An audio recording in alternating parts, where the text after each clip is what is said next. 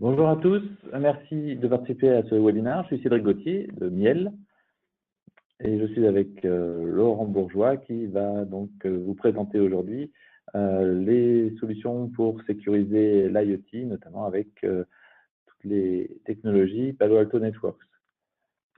Par défaut, vos micros sont coupés pour que vous puissiez bien nous entendre et qu'il n'y ait pas de bruit parasite.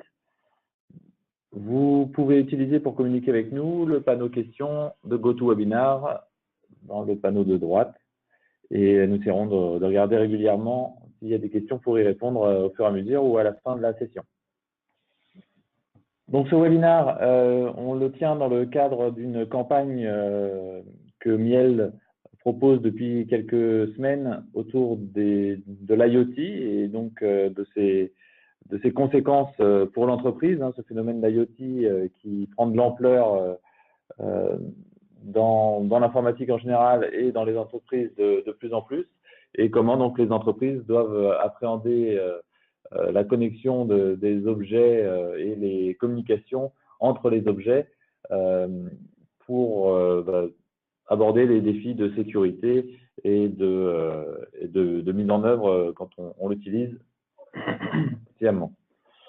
Donc l'Internet des objets, c'est quelque chose donc, qui est une suite logique du développement de l'informatique. On cherche à connecter depuis longtemps les appareils, les équipements industriels et maintenant tout type d'équipement à l'informatique de l'entreprise pour collecter des données et pouvoir prendre des décisions éclairées avec ces données. Et aujourd'hui, donc, avec les technologies qui ont évolué, il y a énormément d'objets qui vont se connecter au réseau avec des statistiques un petit peu dans tous les sens. Mais si on en prend une qui fait un peu la moyenne de tout ça, la prévision, c'est plus de 25 milliards d'objets connectés en 2020.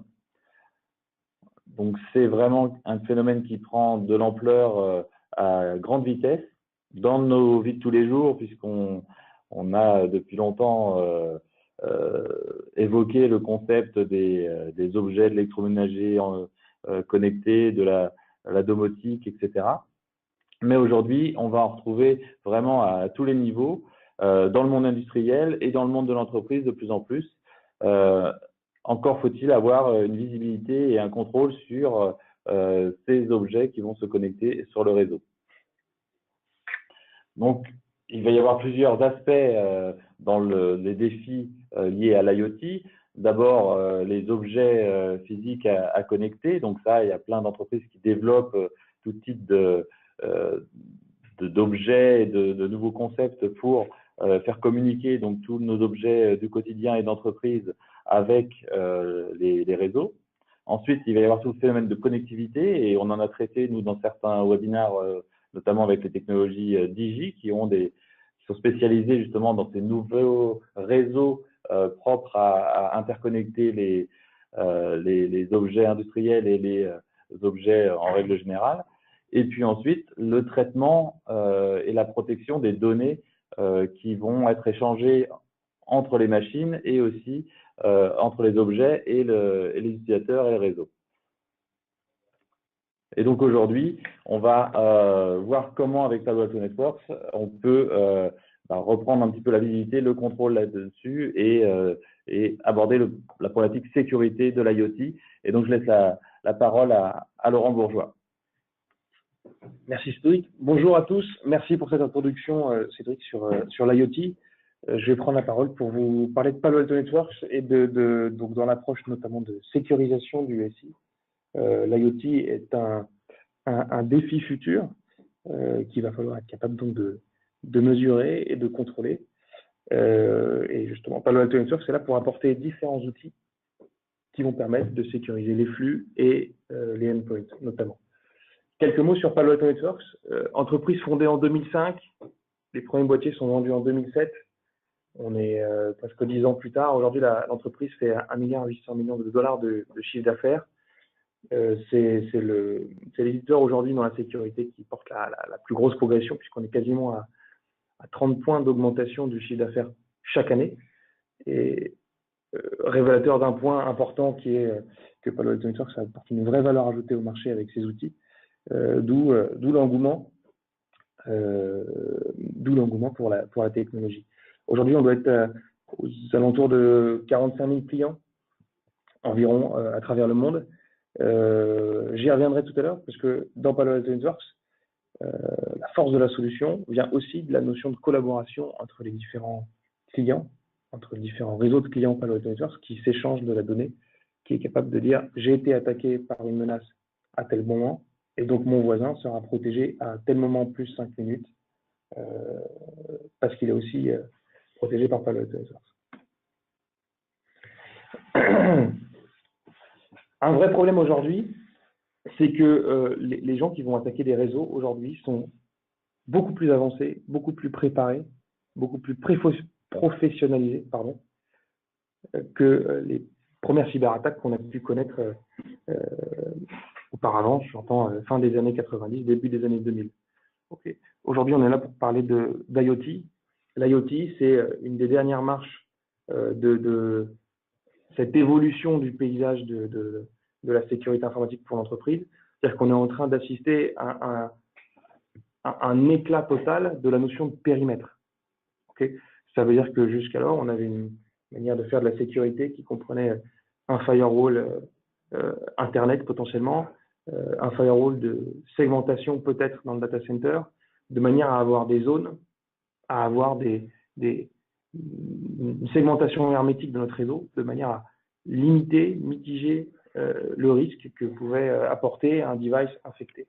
Lorsqu'on parle d'IoT, ça veut dire qu'on est en train de mettre des outils à travers l'ensemble du réseau qui ne seront très difficilement manageables et qui vont apporter qui sera un vrai vecteur de menace dans strictement tous les points du réseau. Les cybercriminels d'aujourd'hui se rendent bien compte de cette évolution du paysage de l'IT dans l'entreprise et différents exemples, typiquement OVH, différents exemples pour dire que l'IoT a apporté de nouveaux types d'attaques dans les entreprises. OVH avait eu une attaque DDoS sur leur cœur de réseau via leur service de télésurveillance. Donc les caméras sur les sites de OVH avaient été utilisées pour faire tomber un switch de cœur de réseau derrière.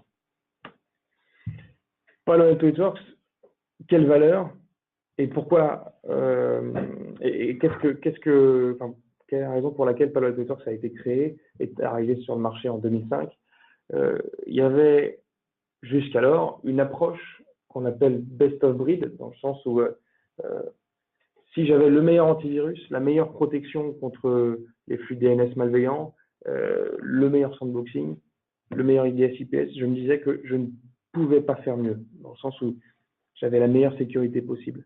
Palo Alto Networks est arrivé en disant cette architecture est capable de beaucoup, mais va de plus en plus être obsolète parce que si ces outils fonctionnent tous de leur côté, c'est-à-dire qu'ils sont de constructeurs différents, ils ne vont pas être capables de discuter entre eux, de corréler leurs informations et d'automatiser une réponse face à une attaque.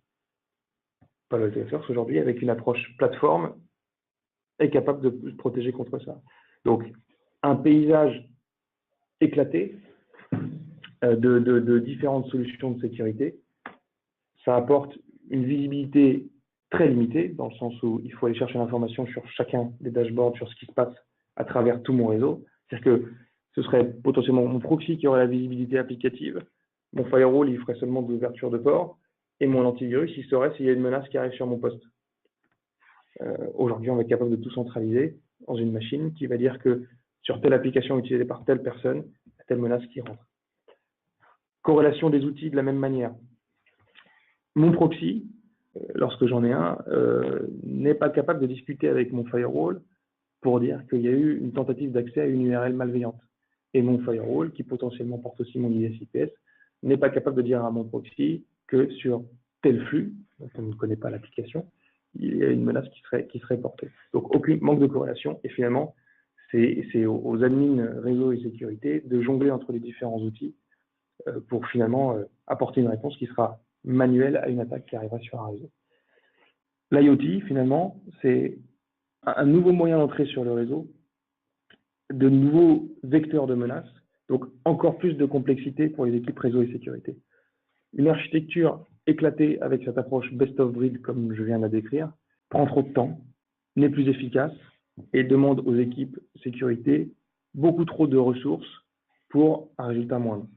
Avec Palo Alto Networks, ce qu'on va faire, c'est que tout simplement, on va venir centraliser l'ensemble de ces outils dans un seul qui sera nativement conçu pour corréler l'ensemble de l'information et automatiser la réponse à une attaque, tout en gardant une visibilité totale et très simple d'accès pour l'administrateur sécurité. Autre point, et avec une application directe dans l'IoT derrière, il faut faire un rappel, j'en ai déjà parlé plusieurs fois par webinar, mais à chaque fois c'est bon d'en reparler, les notions de la kill chain. La kill chain, c'est comment est-ce que moi, attaquant, je vais faire pour attaquer un réseau. Okay. La kill chain, c'est 4 phases. La première phase, c'est la pénétration du périmètre. Il faut que j'arrive à rentrer dans la ville. Il faut que j'arrive à passer les portes de la ville. Je prends souvent l'exemple de la guerre de Troie, où c'est les Grecs contre les Troyens, et les Grecs mettent 20 ans à passer la muraille parce qu'ils attaquent avec une grosse armée contre des très gros murs, et les très gros murs sont plus puissants que l'armée. Jusqu'à ce qu'il y ait un petit malin qui s'appelle Ulysse qui dise on va la jouer de manière plus intelligente, on va faire rentrer une statue de cheval, comme ils sont superstitieux, qui croient dans les mêmes dieux que nous, ils vont comprendre l'analogie et ils ne vont pas se méfier de cette fameuse statue de cheval qui serait une offrande à Poséidon, et on va réussir à passer la grande porte de la ville de Troie. Okay. C'est la même chose, c'est-à-dire qu'on va envoyer à la comptabilité en interne dans l'entreprise un PDF avec marqué relance de facture important. Okay. Donc on va chercher à mettre un pied dans l'entreprise, prendre le contrôle du premier poste. Une fois qu'on aura pris le contrôle du premier poste, ou que l'armée aura réussi à faire passer le cheval à l'intérieur des murs, et bien tout simplement, on va ouvrir les portes pour faire rentrer un plus gros malware, une plus grosse armée. C'est ce qui s'est passé dans la guerre de Troie, c'est ce qui se passe aujourd'hui lorsqu'on attaque un réseau. C'est-à-dire qu'on a pris le contrôle du poste de la comptabilité, et derrière, on va lui envoyer les exécutables et tout le payload finalement de l'attaque, donc tout ce qui va être fichier plus important qui en lui-même sera capable de venir chiffrer un poste ou scanner l'ensemble du réseau. Et ayant passé les murs avec la grosse armée, notre objectif, ce sera de faire tomber le centre politique, le centre économique, donc, ou de brûler l'ensemble de la ville. C'est la même chose en informatique. L'idée, c'est qu'on ne va pas s'arrêter seulement au poste de la comptabilité, on va aller chercher les serveurs de données de l'entreprise, voler tout ce qui sera données sensibles, chiffrer les outils de production, faire tomber un réseau d'IoT, ralentir les services, que sais-je. Et dernière étape, faire notre action malveillante et communiquer avec l'extérieur en permanence pour maintenir une attaque qui soit persistante dans le réseau et qui puisse aller beaucoup plus loin et faire beaucoup plus de tort à l'entreprise visée. Cette kill chain, on la retrouve complètement dans l'IoT, j'y reviens juste après. Cette kill chain, Palo Alto Networks, va dire tout simplement, premièrement, on ne contrôle que ce que l'on mesure. Ça veut dire qu'on va offrir une visibilité complète selon Palo Alto Networks, c'est-à-dire qu'on va dire c'est tel user qui est derrière ce flux-là, c'est telle application et c'est tel contenu, de manière à pouvoir ensuite réduire la surface d'attaque. L'exemple assez simple, c'est dire que si c'est quelqu'un du marketing, il a le droit d'utiliser WeTransfer pour transférer un Excel. Si c'est quelqu'un de la comptabilité, il n'a pas le droit de recevoir de WeTransfer un Excel contenant une macro. Parce que WeTransfer n'a aucun lieu d'être pour quelqu'un qui fait de la comptabilité. Et deuxièmement, si mon comptable n'a pas besoin d'utiliser de macro, il n'y a aucune raison de faire rentrer un fichier avec ce niveau de risque-là sur son poste. Donc réduire la surface d'attaque, ce sera faire des règles granulaires en fonction de l'application, de l'utilisateur et du contenu du flux qui transite et qui arrive sur le poste. Une fois qu'on aura réduit cette surface d'attaque, et on va voir à quoi ça correspond pour les outils juste après, on va s'occuper de la prévention des menaces connues, c'est-à-dire déjà référencées, déjà notées au niveau du boîtier, et prévenir des nouvelles menaces, en fait, des menaces inconnues, de tout ce qui va être ciblé, zero day, APT.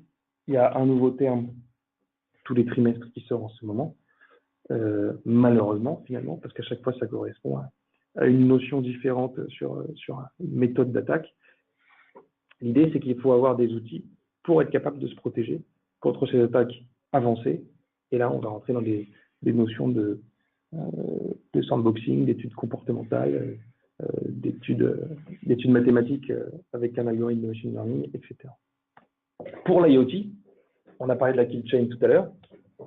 De la même manière, il y a une kill chain, on va dire, plus adaptée à l'IoT, parce que l'IoT, c'est plus des users, mais c'est des machines qui sont déployées à travers un réseau. On va prendre un exemple de gens qui déposent des compteurs d'électricité ou de gaz.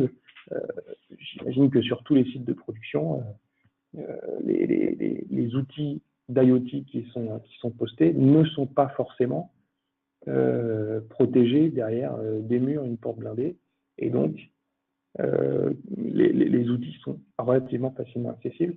Il y a différents risques qu'apporte l'IoT. Le premier risque, c'est que les outils de l'IoT, donc tout ce qui a une IP qui est capable de communiquer sur mon réseau, finalement. Ça va de la douchette du réseau de distribution d'un Carrefour, d'un Casino, que sais-je, jusqu'au compteur intelligent qui est capable de vous proposer une entreprise comme un Veolia ou un EDF, jusqu'à une voiture qui va finalement communiquer avec un serveur central pour se mettre à jour, pour proposer les meilleurs services à son utilisateur, pour améliorer un service d'aide à la conduite. L'idée, c'est qu'on a parlé d'une douchette, on a parlé d'une voiture, on a parlé de différents points. Sur chacun de ces outils-là, vous ne pouvez pas installer un antivirus, un Traps de Palo Alto Networks, une protection quelle qu'elle soit, facilement. Une douchette de scanning de code barre, vous ne pouvez rien mettre dessus. Un téléphone, une caméra de surveillance, vous ne pouvez rien mettre dessus. Parce que l'espace mémoire, l'espace disque, en local est déjà complètement saturé et dimensionné pour ne recevoir que les applicatifs de caméra dessus en local. Donc, vous n'avez pas la possibilité de mettre un service de protection directement dessus. Deuxièmement, la caméra, la douchette, la voiture, ne vous donne pas la visibilité sur les attaques qui vont l'atteindre. Troisièmement, passez derrière toutes les caméras en permanence pour voir s'il n'y a pas quelqu'un qui cherche à se connecter physiquement dessus. Toutes les menaces qui vont arriver avec le fait que vos différents outils d'IoT sont dispersés à travers la nature et vous n'avez pas un opérateur derrière chacun de ces outils-là. C'est l'objectif de l'IoT d'ailleurs. Donc il y a certains problèmes qui arrivent avec la notion de sécurité physique sur ces objets-là et l'accès direct sur ces objets-là. Enfin, le vrai risque qu'apporte l'IoT, c'est que l'IoT est amené par les métiers qui ont besoin de proposer plus de services aux clients de l'entreprise. Et une attaque sur cette IoT pour l'entreprise impacte directement la disponibilité du service de l'IoT et potentiellement l'ensemble du réseau derrière. L'exemple d'OVH avec les caméras de surveillance qui font tomber un cœur de réseau exprime bien ce que je suis en train de vous dire, parce que non seulement le système de surveillance caméra des sites était tombé, et en plus, on a impacté d'autres services après dans l'entreprise. Pour revenir sur la chaîne d'attaque dans l'IoT, de la même manière, il faut qu'on récupère de l'information pour savoir où est-ce qu'il va falloir que j'achète. Okay, si je reprends mon analogie avec toi, c'est est-ce que les gens avec qui je parle les gens que je veux attaquer sont religieux et ont les mêmes croyances que moi? Est-ce qu'ils croient en Poséidon? Est-ce qu'une statue de cheval ce sera approprié? Ensuite, une fois qu'on a récupéré cette intelligence-là, il faut qu'on vienne lancer notre attaque avec un exploit, parce que c'est une notion qu'aujourd'hui, une attaque qui arrive sur un poste ou sur n'importe quel objet a la capacité d'être complètement silencieuse, dans le sens où elle sera indétectable par une technologie antivirus classique, et qu'au-delà de ça, elle sera très très difficilement détectable par quelque outil que ce soit, du fait qu'elle va typiquement pas avoir besoin d'aller sur le disque de la machine, elle va s'arrêter à la mémoire, et qu'elle va comme les dernières attaques de WannaCry ou Petya, être quasiment invisible sur les premières phases de l'attaque, partie exploitation, premier pied dans le périmètre, et on pourra la protéger qu'à partir du reste de la kill chain. Une fois que l'exploit a été mis en place, à ce moment-là, il y a le malware qui arrive, le fameux payload, qui va être capable de venir prendre le contrôle total du device et puis finalement être capable de faire strictement ce qu'on veut et armer le device sans servir quasiment comme d'un bot. Okay.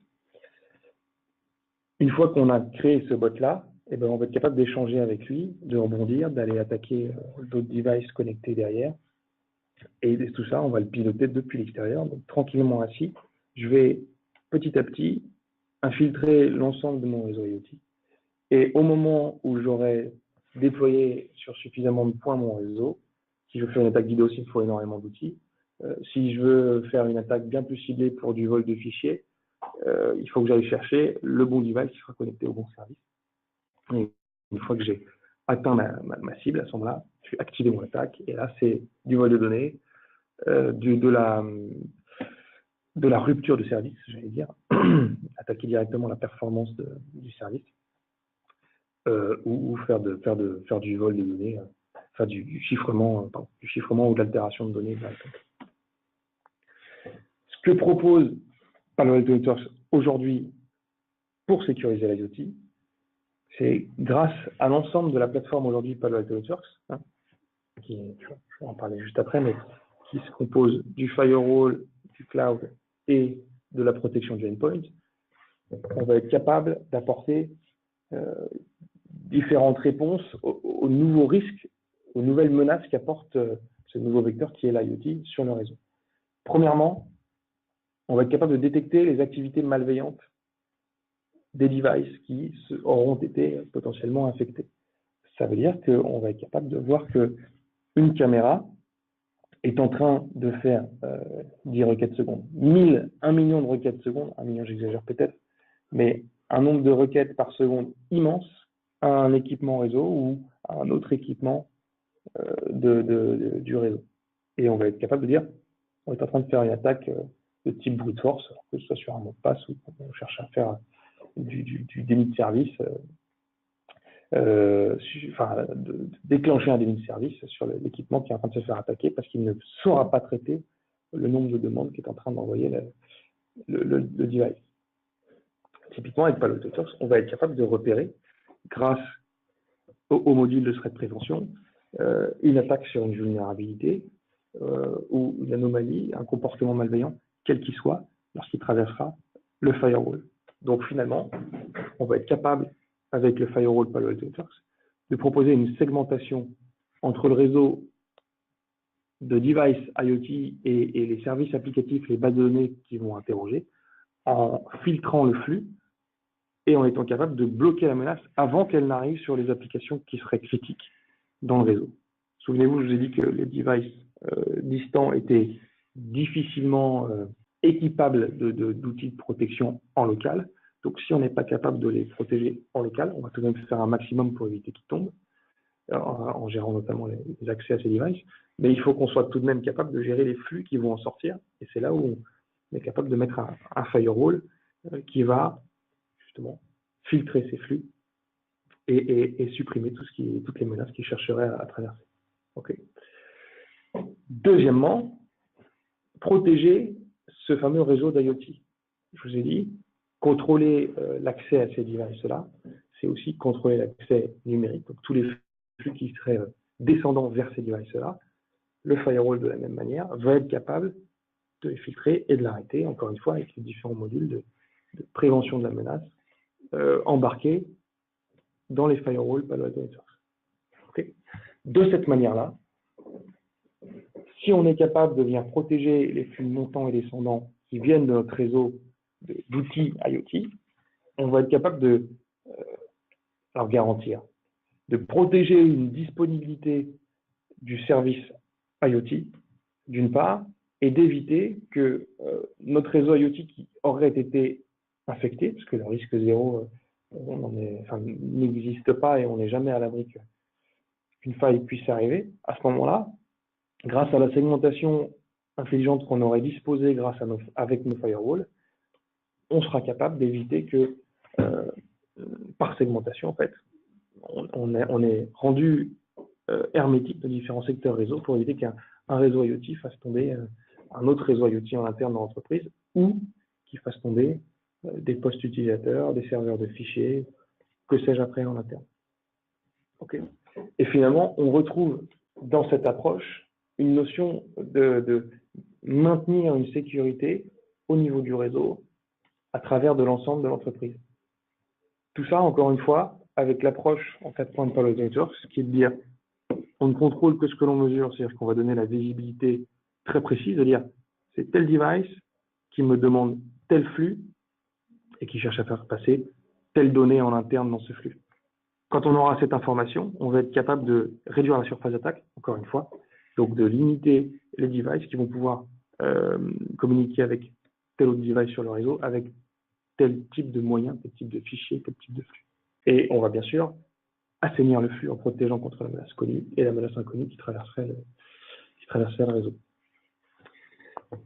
Voilà comment est-ce que Palo Alto Networks est justement capable de protéger contre l'ensemble des phases de la kill chain, contre l'ensemble des menaces et des risques apportés par IoT aujourd'hui sur un réseau.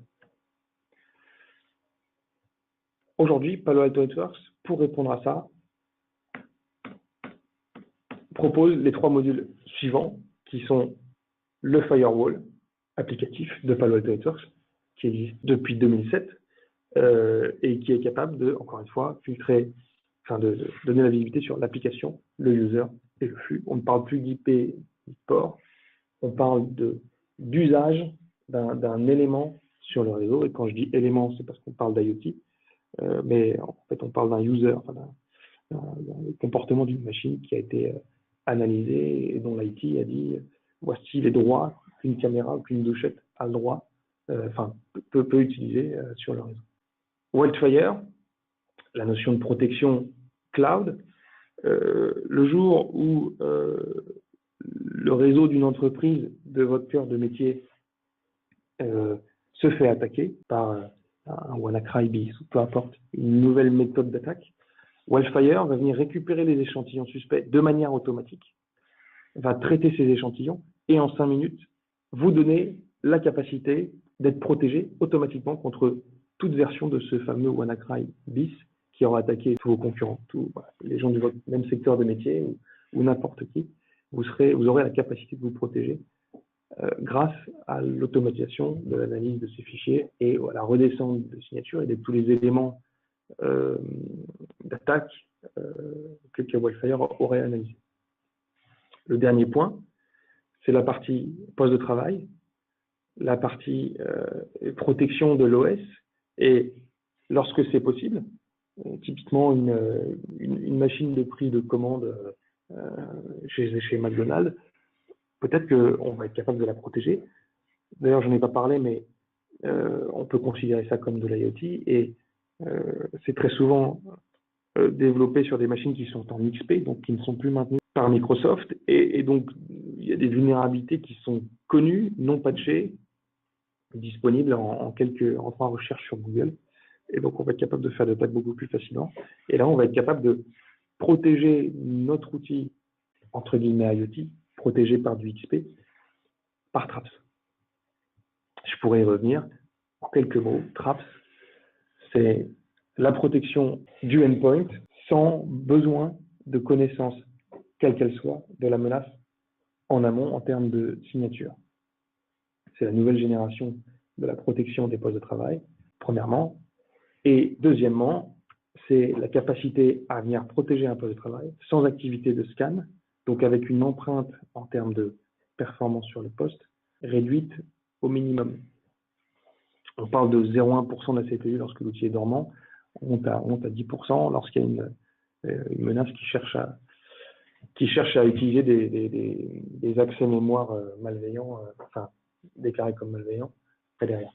D'autres points après dans la plateforme, comme Aperture qui viennent protéger les services cloud, Autofocus qui vous donne une visibilité sur l'ensemble des menaces et qui vont vous permettre de comprendre la menace qui est en train d'attaquer votre réseau, vous permettre d'avoir les indices de compromission et rechercher à travers votre réseau s'il n'y aurait que votre service IoT ou d'autres points qui auraient été attaqués derrière. Pour finalement diminuer le risque de la sécurité, je le répète, on ne contrôle que ce que l'on mesure. Donc on vient allumer la lumière, dire c'est telle application, tel user, tel contenu. On vient réduire la surface d'attaque pour limiter notre flux. C'est-à-dire qu'on ne va autoriser à rentrer sur notre réseau que ce que l'on a validé en termes d'utilisation métier par user en fonction de l'application qui est utilisée et du contenu. Protéger contre la menace qui traverse ces flux, la menace connue, la menace inconnue via du wildfire, et sur le poste de travail, on va aller plus loin en protégeant grâce à Traps contre une attaque qui serait largement avancée, largement ciblée sur un device qui serait isolé et non protégé par un firewall. On va être capable de protéger en offline notre outil. Encore une fois, Palo Alto Networks, l'objectif d'aujourd'hui, c'était de vous parler de l'IoT. Palo Alto Networks, grâce à cette approche de firewalling nouvelle génération, de plateforme totalement automatisée, de wildfire qui va permettre d'apporter une notion de sandboxing, une notion de collaboration entre l'ensemble des clients Palo Alto Networks au niveau monde. Aujourd'hui, c'est 45 000 clients à travers le monde, Palo Alto Networks. C'est l'analyse de plusieurs centaines de millions d'échantillons malveillants, pas chaque semaine, mais chaque mois. On va être capable de protéger un lien Internet, de protéger un data center en faisant de la segmentation, de sécuriser tous les usages d'un utilisateur nomade, de sécuriser l'IoT et de sécuriser tout ce qui va être les nouveaux usages qui arrivent avec le cloud. Finalement, et je terminerai là-dessus, Palo Alto Networks aujourd'hui vous propose une approche préventive en vous donnant la maîtrise de ce qui se passe sur votre réseau en vous apportant la visibilité. L'approche préventive, elle est nécessaire, elle est beaucoup moins coûteuse, dans le sens où aujourd'hui, vous avez un détecteur de fumée dans votre cuisine qui se met à sonner lorsqu'il y a un problème. L'idée, c'est que vous n'allez pas attendre que votre cuisine brûle pour appeler les pompiers. C'est la même chose en informatique. Vous n'allez pas attendre que votre réseau soit tombé pour trouver la meilleure solution de backup ou de sauvegarde L'idée, c'est que si vous mettez en place des systèmes de prévention, moi, mon détecteur de fumée, il me coûte une pile tous les 6 mois et la pile me coûte quelques euros. Oui, je sais, une pile tous les 6 mois, c'est beaucoup, mais je ne comprends pas mon détecteur de fumée.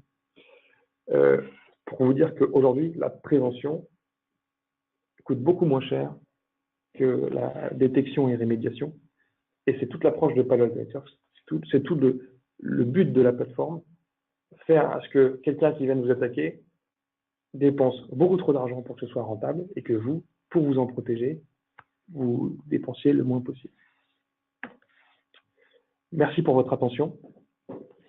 Si vous avez quelques points que vous voulez éclaircir, allez sur certains morceaux de la plateforme, qu'on aille plus loin dans l'explication. On est à votre disposition au numéro de téléphone que vous avez sous les yeux. Je vous souhaite une bonne journée et puis merci de votre attention. Merci Laurent, merci. À bientôt. Au revoir. Au revoir.